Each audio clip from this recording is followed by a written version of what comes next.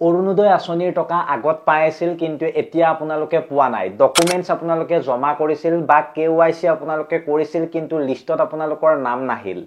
June মাহৰ পৰা টকা এতিয়ালৈকে আপোনালোকৰ একাউণ্টত সোমোৱা নাই গতিকে এপ্লাই ফৰ্ম আপোনালোকে ওয়াৰ্ড মেম্বাৰক যদি আপোনালোকে দিছিলে ফৰ্ম যদি আপোনালোকে ফিল আপ কৰিও যদি আপোনালোকে ওয়াৰ্ড মেম্বাৰক দিয়াৰ পিছতো যদি আপোনাৰ নাম নাহিল এতিয়া কি কৰিব এই বিলাক মহিলাই আসলতে কি কৰিব লাগিব সম্পূৰ্ণ বিতংভাৱে এই ভিডিওটোত মই আপোনালোকক জনাম যদি ভিডিওটো এৰি যায় কোনোবা এটা স্টেপ যদি মিছ কৰে তেতিয়া আপোনাৰ মনত বহুত ধৰণৰ প্ৰশ্ন হ'ব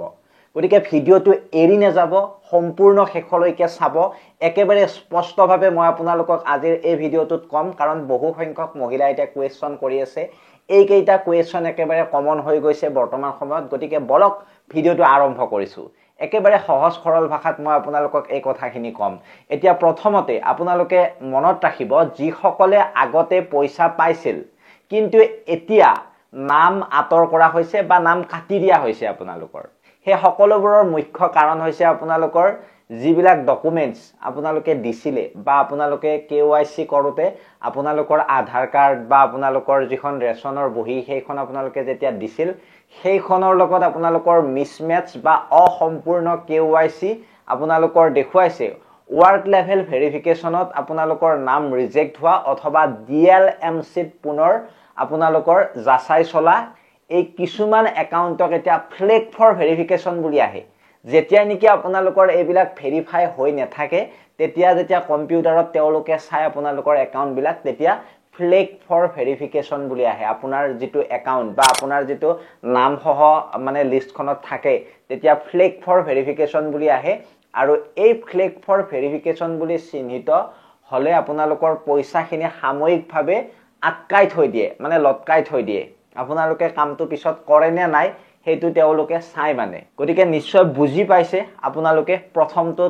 মই যিখিনি তথ্য আপোনালোকক দিলো এই তথ্যখিনিৰ ওপৰত যদি কিবা বুজি নাপালে যদি কিবা জানিব থাকিলে তেন্তে কমেন্ট সেকশনত কমেন্ট কৰিব কাৰণ মই আপোনালোকক সহায় কৰিম বুলি যেটো প্ৰতিশ্ৰুতি দিছো প্ৰত্যেকটা কমেন্টৰ উত্তৰে মই আজিলৈ আপোনালোকক দিছো যিখিনি ফেসবুকত নহয় ইউটিউবত কমেন্ট কৰিছে ইউটিউবত কমেন্ট কৰাখিনিক ফেসবুকত বহুত কমেন্ট আহিছে মই কেনেকৈ কমেন্ট বিলাকৰ ৰিপ্লাই কৰিম মানে টাইম নেপাও ইমান গতিকে যিখিনিক মই ইউটিউবত পাৰিছো সেইখিনিক দিছো আপোনালোকে যদি ইউটিউবত কমেন্ট কৰে তেন্তে মই আপোনালোকক নিশ্চয় ৰিপ্লাই কৰিম এটো মনত ৰাখিব কাৰণ মই ফেসবুকটো চাব ইমান সময় নেপাও কাৰণ ভিডিওৰ কামত বহুত মানে সময় গুছি যায় যিবিলাক কন্টেন্ট আপোনালোকে যিবিলাক প্ৰশ্ন কৰে সেইবিলাক পঢ়োতে মানে সময়বিলাক অতিবাহিত হৈ যায় আৰু মানে ভিডিও যেহেতু আমি মানে কন্টেন্ট এটা সাজিব লাগে এই কন্টেন্ট বিলাক সাজোতে বহুখিনি সময়ৰ প্ৰয়োজন হয় গতিকে আপোনালোকে নেভাবিব যে মই আপোনাৰ ৰিপ্লাই দিয়া নাই যিখিনি পাৰো দিছো আৰু বহুত আছে মেছেজ ৰিপ্লাই দিব পৰা নাই সো বেয়া নাপাব ভিডিও বনাই মই আপোনালোকক জনাবলৈ চেষ্টা কৰি আছো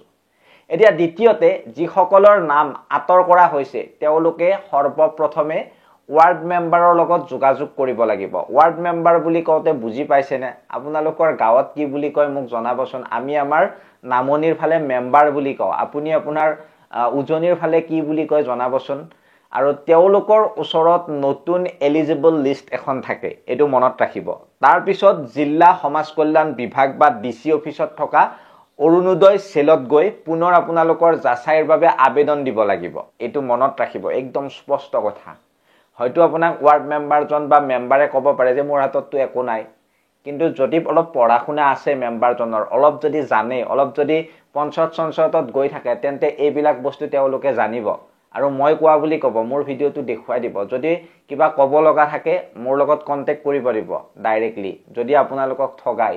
আৰু লগতে লৈ যাব লাগিব আধাৰ পাসবুক ভোটাৰ আইডি আৰু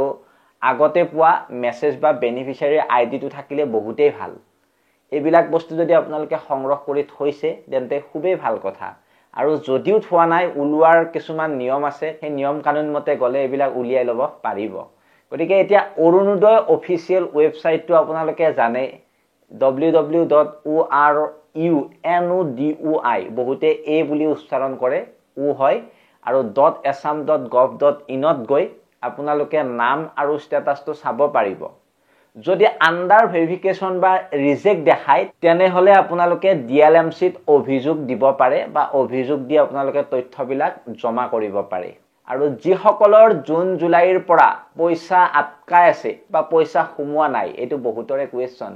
যে মই জুন জুলাই মাহৰ পৰা পইচা পোৱা নাই। বহুতৰে পাইছো, মানে বহুত সংখ্যক মহিলাই কমেন্ট কৰিছে। এইটো সমাজ কল্যাণ বিভাগে এতিয়া জনাই থৈছে যে তেওঁলোকৰ KYC যাচাই বৰ্তমান সময়ত চলি আছে।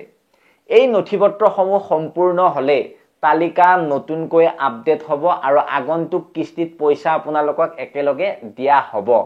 বহু সংখ্যক ইউটিউবাৰ আছে, বহু সংখ্যকে কৈ আছে আপোনালোকে চিন্তা কৰিব নালাগে, মানে আপোনালোকৰ যদি নাম নাই আপোনালোকৰ আহিব, 2-3 দিন ওয়েট কৰক, আৰু অৰুণোদয় আঁচনিটোৱে ডাঙৰ আঁচনি নহয়। তো তেনেকুৱা ধৰণৰ বহুত কথা এতিয়া শুনিব পাই আছো। কিন্তু আপোনালোকে যদি মই কোৱা ধৰণে যদি আপোনালোকে যায়, মই কোৱা ধৰণে যদি এইবিলাক খবৰ খাতি কৰে, তেন্তে বহুতেই আপোনালোকৰ কামত আহিব আৰু বহুতেই এই আঁচনিটোৰ লাভালাভ উঠাব পাৰিব। যিহেতু চৰকাৰে দিয়া এটা আঁচনি, চৰকাৰে 1250 টকাকৈ আপোনালোকক দিছে, কিন্তু আপুনি আপোনাৰ ওচৰৰ যিখিনি মহিলাই পাই আছে সেইখিনি পাই যদি আপুনি ফিল কৰিছে যে ময়ো পাব লাগিছিল, ময়োতো এজন যোগ্য হিতাধিকাৰী হয়, তেন্তে মই কিয় নেপাওঁ? গতিকে আপুনি যদি যোগ্য তেন্তে আপুনি এই কামবিলাক কৰক, যদি যোগ্য নহয় নকৰিব। মই এই কথাটো বাৰম্বাৰ আপোনালোকক কৈছো, যোগ্য যদি হয় তেতিয়াহে কৰিব, যোগ্য যদি নহয় নকৰিব। যদি আপোনাৰ আগতকৈ অৱস্থা ভাল হৈছে বা আগতকৈ যদি আপুনি মানে আগত যদি অৰুণোদয় আঁচনিৰ ক্ৰাইটেৰিয়াত পৰিছিল, এতিয়া যদি নপৰে, অৱস্থা যদি ভাল হৈছে, তেতিয়া যদি আপোনাৰ নাম কাটি দিছে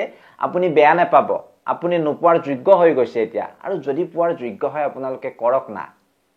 এতিয়া সকলো উপভোক্তাই আতংকিত হ'ব নালাগে, মই এইটোৱে কম, বা সকলো হিতাধিকাৰীয়ে আতংকিত হ'ব নালাগে। ৱাৰ্ড মেম্বাৰ আৰু DLMCৰ সৈতে যোগাযোগ কৰি পুনৰ আবেদন বা যাচাই সম্পূৰ্ণ কৰিলে এতিয়া পুনৰ টকা আপোনালোকে পাব। গতিকে চৰকাৰে ঘোষণা কৰিছে যে অযোগ্য নোহোৱা কোনো মহিলাৰ যাতে আঁচনিৰ পৰা বঞ্চিত নহয়, আপোনালোকে যাতে পায়। আৰু এতিয়া অৰুণোদয় সহায়ক এজন ৰাখিছে ব্লকে ব্লকে, তাত গৈও আপোনালোকে ধুনীয়াকৈ তেওঁলোকক যোগাযোগ কৰিব পাৰিব, তেওঁলোকক ডাইৰেক্টলি কথাবিলাক ক'ব পাৰিব। আৰু এই কথাটো মনত ৰাখিব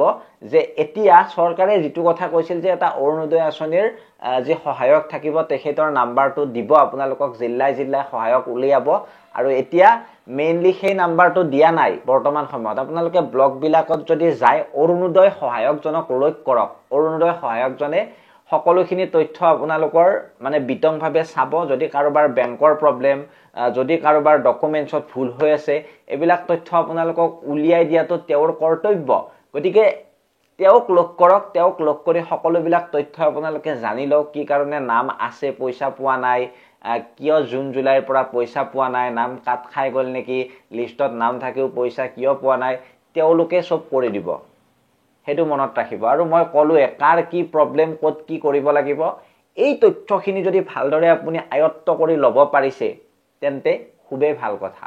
আৰু ভিডিঅ'টোত এটা লাইক কৰিব, চেনেলটোত যদি নতুন সাবস্ক্ৰাইব কৰিব, আৰু লগতে এই ভিডিঅ'টো শ্বেয়াৰ কৰিব। আৰু ইউটিউবত চাই থকা খিনিয়ে যিমান পাৰে শ্বেয়াৰৰ লগতে ভিডিঅ'টোত লাইক কৰিব, আৰু ফেচবুকৰ খিনিয়ে ফলো কৰি থব পেজখন। লগতে ইউটিউব চেনেলটো যদি সাবস্ক্ৰাইব কৰা নাই, ওপৰত লিংকটো দিয়া আছে, আপোনালোকে লিংকটোত গৈ সাবস্ক্ৰাইব কৰিব চেনেলটো, কাৰণ ফেচবুকতকৈ ইউটিউবত আগতে আপোনালোকে ভিডিঅ'বিলাক চাব পাৰিব। গতিকে মই মিঠুৱে বিদায় মাগিছো অন্য এটা ভিডিঅ'ত লগ পোৱাৰ প্ৰতিশ্ৰুতিৰে। ধন্যবাদ। জয় অসম।